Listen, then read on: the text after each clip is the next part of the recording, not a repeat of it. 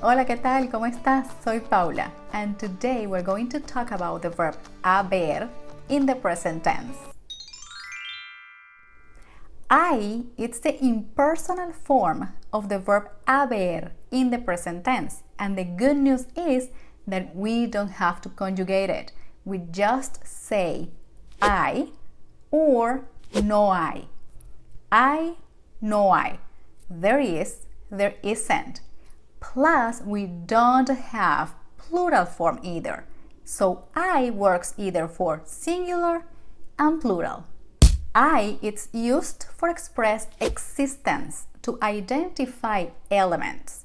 And when I say that it's impersonal, it's because there's no subject in the sentence. We could say, hay una manzana en la mesa.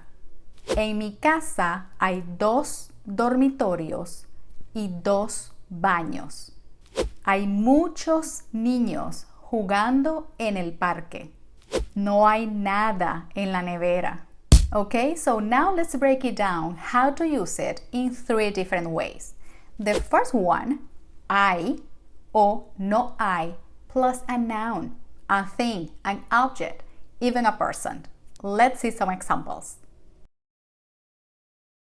En la nevera hay verduras y también hay queso. ¿Qué quieres tomar? Hay jugo, agua, cerveza, soda, pero no hay vino. Oh, mira, hay niños en la piscina. The second one is I or no I plus an exact number, a specific quantity, plus a noun. For instance, en la canasta hay 2 manzanas y una naranja. ¿Cuántos gatos hay ahí? Hay 3 gatos. ¿Cuántas personas hay esperando? Hay 3 personas esperando y están bravas. And finally, I, no I, plus an indefinite quantity plus a noun.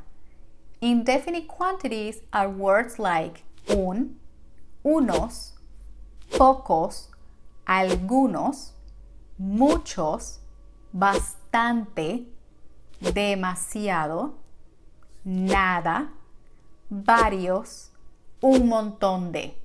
Okay? All those little words. So let's see some examples. En la playa hay mucha gente. Necesito ir de compras. No hay casi nada en la nevera. Hay un montón de juguetes en la sala. Por favor, recógelos. En la mesa hay varios libros. ¿Cuál necesitas? ¿Dónde hay un buen restaurante italiano? Quiero comer pizza. Okay, so let's review. It's the impersonal form of the verb haber in the present tense. It's used with a noun, hay gente, no hay problema. It's also used with a specific quantity. Hay 3 gatos, hay $4 aquí, or with an indefinite quantity.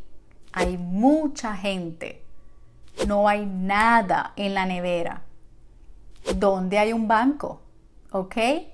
It seems to be a really easy topic, isn't it? But in the next video, we're going to compare haber with estar. And sometimes it's tricky to choose which one is correct, okay? So consider subscribing and don't forget to hit the notification bell. That's it for today. I hope you like this video and I'll see you next time in the next video. Ciao!